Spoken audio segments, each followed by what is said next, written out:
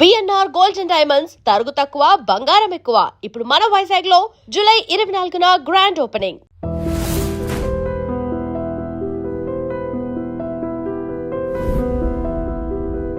ఎక్కువ సెలబ్రిటీ కేసులు చేస్తుంటారు కదా. సెలబ్రిటీ కేసులో ఒకటి చెప్తాను. ఒక వన్ ఆఫ్ ది సెలబ్రిటీ ఒక టీవీ ఛానల్కి ఇంటర్వ్యూకి వెళ్ళి తనతో మాట్లాడాలనుకున్న వాళ్ళకి ఫోన్ నెంబర్ ఇస్తారు కదా కింద. సో పాపం తను నెంబర్ ఇచ్చింది. అదే డౌట్స్ ఉంటే ఆమె సబ్జెక్ట్ సంబంధించి ఏదైతే డౌట్స్ ఉన్నా కానీ ఫోన్ చేస్తారు కదా, మీరు రాస్తుంటారు కదా కింద కాంటాక్ట్. అది ఇంటర్వ్యూ అయిపోయిన తర్వాత ఒక 1 వీక్ ఆమెకు ఒక మెసేజ్ వస్తుంది వాట్సాప్లో. ఏమనంటే, మేడం నేను ఇట్లా మీ అకౌంట్స్, మీ ఫోను, మొబైల్ నెంబర్లో మీ ఇమేజ్ ఏదైతే ఫొటోస్ ఉన్నాయో అవన్నీ ఇంటర్నెట్లో మిస్యూజ్ అవుతున్నాయి. నేను పలానా ఒక సాఫ్ట్వేర్ కంపెనీలో సాఫ్ట్వేర్ ఇంజనీరింగ్ చేస్తున్నాను, హ్యాకింగ్ ఎక్స్పర్ట్. నేను మీ అకౌంట్స్ ఇప్పుడు జనరల్గా మిస్యూజ్ అవుతాయి. ఎనీ సెలబ్రిటీ ఉమెన్ కానీ మెన్ కానీ ఎవరైనా హీరోయిన్స్ కానీ వాళ్ళు ఎక్కడెక్కడో ఏమంటారు మార్ఫ్డ్ చేసిన ఇమేజెస్ సర్క్యులేట్ అవుతుంటాయి. సో ఈయన అదే కార్డు ప్లే చేసిండు అన్నట్టు. ప్లే చేసి ఆమెను అప్రోచ్ అయితే ఆమె నమ్మింది. బికాజ్ వీళ్ళ సెలబ్రిటీస్ టెక్నికల్గా బ్యాక్గ్రౌండ్ ఉండదు కాబట్టి ఎవరైనా చాలా కన్విన్సింగ్గా మాట్లాడితే they ten to believe. So నమ్మిన తర్వాత ఆయన చాలా ఈమెకు లింక్స్ పంపిస్తూ ఉంటాడు. మీది ఇక్కడ ఈ డేటింగ్ వెబ్సైట్లో ఉంది మీ ఫోటో, ఇది ఇక్కడ ఉంది అని చెప్పేసి మొత్తం మీద ఆమెను నమ్మించి ఆమెకు పర్మనెంట్ ఒక సోషల్ మీడియా రెస్పాన్సిబిలిటీ సంథింగ్ అలాంటిది ఒక తీసుకొని ఆమెకు మంత్లీ సమ్ ఛార్జ్ చేస్తాడు. Because she is willing to pay. ఆమెకు ప్రాబ్లం ఏంది, కన్సర్న్ బీయింగ్ ఒక మంచి పొజిషన్లో ఉంది సొసైటీలో కాబట్టి ఆమె షీ డజన్ బాదర్ పేమెంట్ చేస్తుంది ఫర్ సమ్ పీరియడ్. ఒక మంచి గుడ్ అమౌంట్, హ్యాండ్సమ్ అమౌంట్ వెళ్ళిపోయింది వాడికి. వెళ్ళిపోయిన తర్వాత ఆమెకు మళ్ళీ డౌట్ వస్తుంది. ఎవరో సమ్ చర్చ దాంట్లో కామన్ ఫ్రెండ్స్ చెప్పారు, నువ్వు చెప్తుంది పాసిబుల్ అయ్యే అవకాశం లేదు. ఎందుకంటే ఇప్పుడు జనరల్గా ఎవరైనా ఏదైనా కంటెంట్ ఇంటర్నెట్లో పెడితే మేము పోలీస్ నోటీస్ పెడితేనే 10 రోజులు పడుతుంది రిమూవ్ చేయడానికి. ఇప్పుడు హ్యాకింగ్ అనేది అంత ఈజీ కాదు. అది it's too difficult and critical also. ఏవో చిన్న వెబ్సైట్లు, అన్సెక్యూర్డ్ వెబ్సైట్లు హ్యాక్ చేయొచ్చు, కానీ మంచి సెక్యూర్డ్ ప్రాపర్గా సెక్యూరిటీ ఎనేబుల్ అనేవి ఏవైతే ఉంటాయో అవి హ్యాక్ చేయడం అంత ఈజీ కాదు. ఆ పిల్లోడు అది క్లెయిమ్ చేస్తున్నా, నేను చేసేస్తున్నా, హ్యాక్ చేసి డిలీట్ చేస్తున్నా, ఈ ప్రొఫైల్స్ ఇక్కడ డిలీట్ చేస్తున్నా, అక్కడ డిలీట్ చేస్తున్నా. ఎవరైతే ఈమెకు తెలిసిన అతను టెక్నాలజీ తెలిసిన అతను ఇదంతా ఫేక్, నేను మోసం చేస్తుండు అని చెప్తే మేము స్టాప్డ్ పేమెంట్. కరెక్ట్ ఒక 1 మంత్ గ్యాప్ ఉంది ఈమెకు. ఒక 1 మంత్ తర్వాత she is flooded with the calls. ఎట్లా గంటకెంత లేకుంటే ఆమెను చాలా ఎంబారెసింగ్గా గురి చేసిరు అన్నట్టు. వాళ్ళని మళ్ళీ క్రాస్ చెక్ చేస్తే ఆమెకి ఏం చెప్తారు, వాళ్ళు ఎవరైతే ఫోన్ చేశారో మీది కాల్ గర్ల్స్ దాంట్లో మీ ఫోటో ఉంది, నెంబర్ ఉంది, నెంబర్తో సహా పోస్ట్ అయిపోయినాయి పోర్న్ వెబ్సైట్లలో ఎక్కడ పడితే అక్కడ. She was very much panic. మనల్ని వచ్చి అప్రోచ్ అయింది. ఏం సార్ ఇట్లా ఉందంటే ఇక మాకు స్టార్టెడ్ ఇన్వెస్టిగేషన్. ఆమె పోతూ ఒక హింట్ ఇచ్చింది మాకు కంప్లైంట్లో. సార్ నాకు ఒక ఇట్లా కన్సల్టెంట్ ఉన్నాడు, ఆయన హెల్ప్ చేస్తుంటాడు, నాకు మీరు కావాలంటే ఆయన హెల్ప్ తీసుకుంటాను. సరే నేను ఎక్సైటెడ్. న్యాచురల్గా పోలీస్కి ఏముంటుందంటే మాకు తెలిసిన కొద్దే ఉంటుంది వాస్తవానికి. అక్కడ క్రిమినల్ మమ్మల్ని ఎడ్యుకేట్ చేస్తాడు, వాడు మాకు నెసెసిటీ క్రియేట్ చేస్తాడు. నీకు తెలియకపోతే నీకు ఇంకో ఆప్షన్ లేదు, వాడు సచ్చినట్టు మీకు నెసెసిటీ క్రియేట్ చేస్తాడు. మాకేంది సైబర్ క్రైమ్స్ అనేది ఓషన్. నాకు తెలిసింది ఏదో 1%, ఇంకా 99% క్రైమ్ ఉంటుంది. ఐ నో దాట్ మనకు టెక్నాలజీ 99% ఉంటుంది నేర్చుకోవాల్సింది. నాకు కొద్దిగా ఎక్సైట్మెంట్ ఏంది పర్సనల్ లెవెల్లో, ఒక మంచివాడు పరిచయం అవుతుండో నాకు యూస్ఫుల్ అవుతాడు, నేర్చుకోవచ్చు, యూస్ఫుల్ అవుతుంది. అదే సాఫ్ట్వేర్ ఉంది. సో ఇమీడియట్గా నెంబర్ తీసుకుని, నెంబర్ ఏంటి మేడం తీసుకొని ఆ పిల్లోని కాల్ చేశారు. Generally what do you expect from A software engineer? ప్రాపర్గా మంచిగా మాట్లాడాను. Sir I'm so and so, ప్రాపర్గా నీట్గా సరే ఇది అని చెప్తుంటే ఆ పిల్లోడు సడన్గా నాకు రిప్లై టిపికల్ వేలు ఇచ్చిండు అన్నట్టు.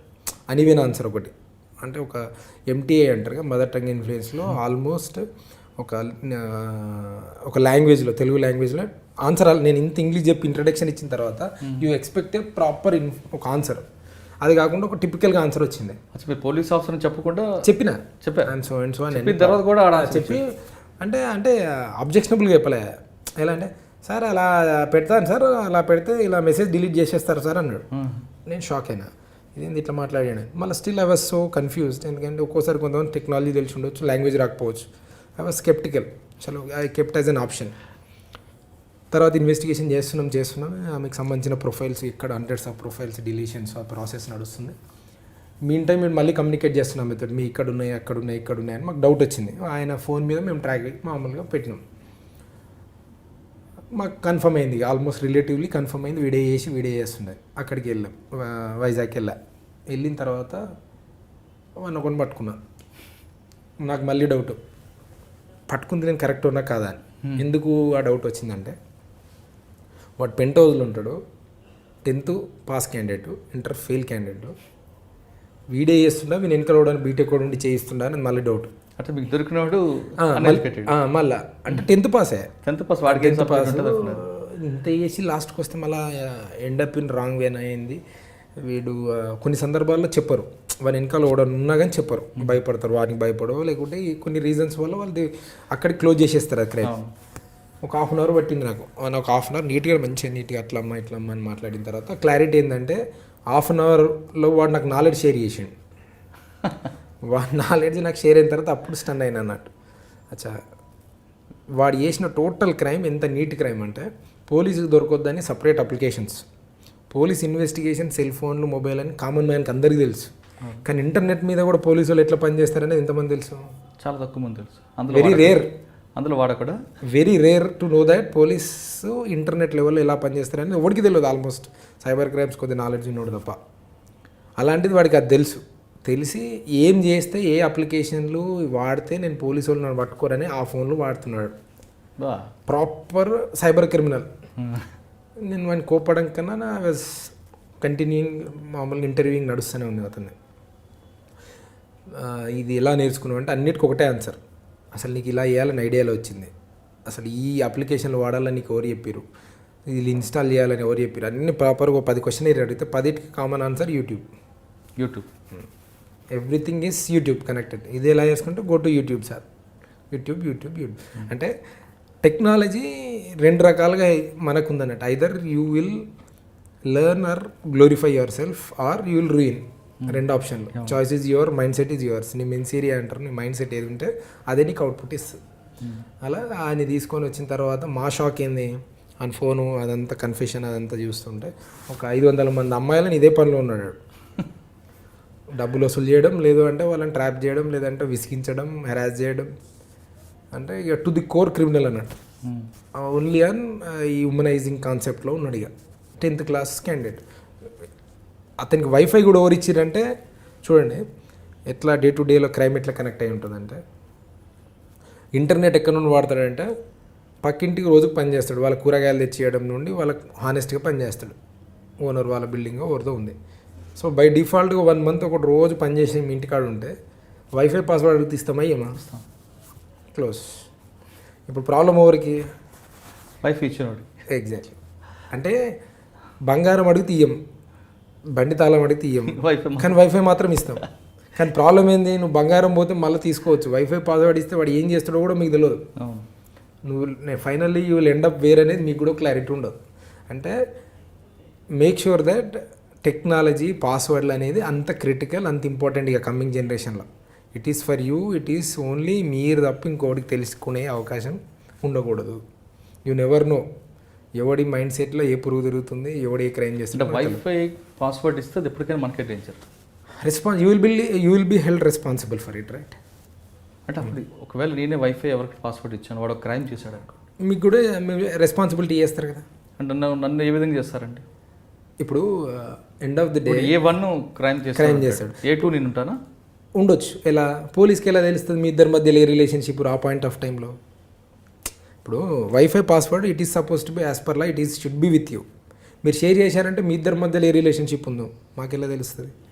ముందైతే A2 పెడతారని, తర్వాత కోర్స్ ఆఫ్ డ్యూరింగ్ ద టైంలో అది మీ ప్రాపర్ ఇన్వెస్టిగేషన్ అయిన తర్వాత probably will be out. But ఇనిషియల్గా అయితే తీసుకోవాల్సిందే కదా బర్డెన్, బాధ్యత వహించాల్సిందే. నాకు కాదు లేదని నీకు లేనే లేదు. తర్వాత మీరు చెప్తున్నట్లు ఇన్వెస్టిగేషన్లో తేలు అంటే లింక్ లేకపోతే అంటే కొన్ని సందర్భాల్లో ఇప్పుడు ఎట్లుంటారంటే కొంతమంది మీరు చెప్పిన కేసుల్లో వానికి తెలియక ఇచ్చాడు కాబట్టి తర్వాత ఆయనకి ఏం ప్రాబ్లం లేదు. ఆయన ముందైతే ఆయన A2 మేము అక్కడ మనకి ఎంక్వైరీలో ఇప్పుడు ఆయనకి నాకు సంబంధం లేదు, స్పాట్లో మేము ఏం చెప్పాలి, ఆయనకు జాగ్రత్త ఉండండి అని చెప్పేసినాం, వచ్చేసినాం. కొన్ని సందర్భాలు ఏముంటుంది, వీళ్ళు స్కేప్ గోట్స్ ఉంటారు, ఏమని అంటాడు స్కేప్ గోట్ అయి ఉంటాడు, ఆ వెనకాల ఉన్నోడు అసలోడు ఉంటాడు, దొరికితే వీడియో దొరకాలి నేను దొరకొద్దు అనుకుని ఉంటాడు. రైట్, అది కూడా ఉంటుంది, అలా కూడా ఉంటుంది. అంటే అదే చెప్తున్నా, క్రైమ్లో you never come to a pattern, never ever, you never know. అది ఎటు తిరిగి లాస్ట్కి ఏడెంట్ అవుతుంది అనేది ఓడికి తెలియదు. ఓకే, దాంతోపాటు నెక్స్ట్ ఇంకో కేసు ఉంది. ఆ కేసులో ఆమె ఎప్పటికైనా షాక్ అయిందా ఆ జర్నలిస్ట్? షీఈ్ హ్యాపీ అండ్ చాలా కంఫర్టబుల్.